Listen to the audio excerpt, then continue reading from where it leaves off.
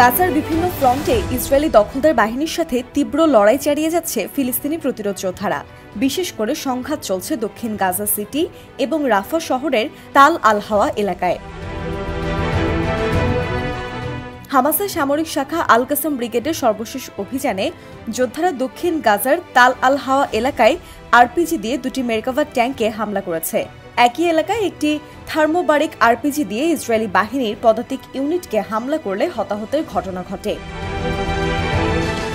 এক সংক্ষিপ্ত বিবৃতিতে আল কাসাম ব্রিগেড জানিয়েছে, তারা নেটজারিং ফ্রন্টে অবস্থানরত আইওএফকে ভারী ক্যালিবার মর্টার শেল দিয়ে হামলা করেছে।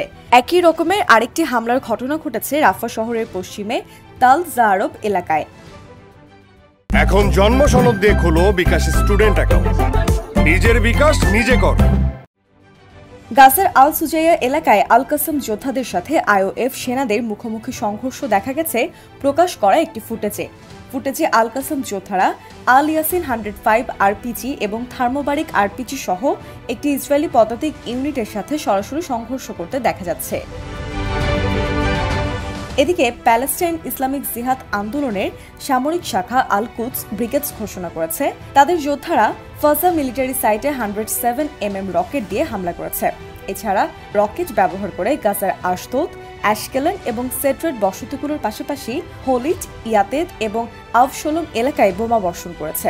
এসব হামলার ভিডিও ফুটেজ প্রকাশ করেছে আল কুদস ব্রিগেডসের সামরিক মিডিয়া। একইভাবে আল মুজাহিদিন ব্রিগেড বেশ কয়েকটি হাসাব 111 রকেট ব্যবহার করে নেটজারিং ফ্রন্টে আইওএফ সেনাদের অবস্থান টার্গেট করে হামলা করেছে।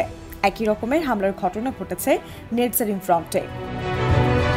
অন্যদিকে শহীদ ওমর আল কাশেম বাহিনী গাজার পশ্চিমে তাল আল হাওয়ার আল কাতিবা এলাকায় ইসরায়েলি সেনা ও তাদের যানবাহনে ভারী মর্টার শেল নিক্ষেপ করেছে। সেই সাথে আল আকসা শহীদ ব্রিগেড গাজার পশ্চিমে শিল্প এলাকায় বিশেষ অস্ত্র ব্যবহার করে ইসরায়েলি বাহিনীর সাথে মারাত্মক সংঘর্ষে লিপ্ত হয়। তাল আল হাওয়া এলাকায় ইসরায়েলি সেনাদের মধ্যে হতাহতের কথাও নিশ্চিত করেছে তারা।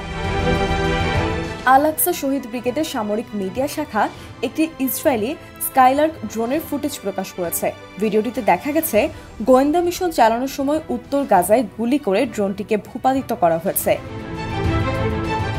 ফিলিস্তিনি প্রতিরোধ গোষ্ঠীর বিভিন্ন সামরিক শাখা বেশ কিছু যৌথ অভিযানও পরিচালনা করেছে। আল কুদস ব্রিগেড আল আকসা শহীদ ব্রিগেডের সাথে যৌথ অভিযানে আরপিজি শেল দিয়ে একটি D9 বুলডোজার সহ ইসরায়েলি বাহিনীর ওপর হামলা চালায়। এছাড়া গাজা শহরের দক্ষিণ পশ্চিম শিল্প এলাকায় ইসরায়েলি সেনা এবং যানবাহনে বেশ কয়েকটি মর্টার শেল দিয়ে গোলাবর্ষণ করেছে। এদিকে আল নাসার সালাহ আল দিন ব্রিগেড শহীদ আবদেল কাদের আল হুসাইনি ব্রিগেডের সাথে একটি যৌথ অভিযানে 107mm রকেট আর্টিলারি শেল ব্যবহার করে জিকিম মিলিটারি সাইটে গোলাবর্ষণ করেছে। এসব ঘটনায় একটি ইসরায়েলি মিডিয়া জানিয়েছে, গাজায় একটি বড় সংঘাতের ঘটনা ঘটেছে, সেখানে আরও একটি বড় বাহিনীকে তলব করা হয়েছে। এর আগে ইসরায়েলি মিডিয়া ইঙ্গিত দিয়েছিল যে একটি হেলিকপ্টার তেল আবিবের ইচিলফ মেডিকেল সেন্টারে বেশ কিছু হতাহত সেনা নিয়ে অবতরণ করেছে।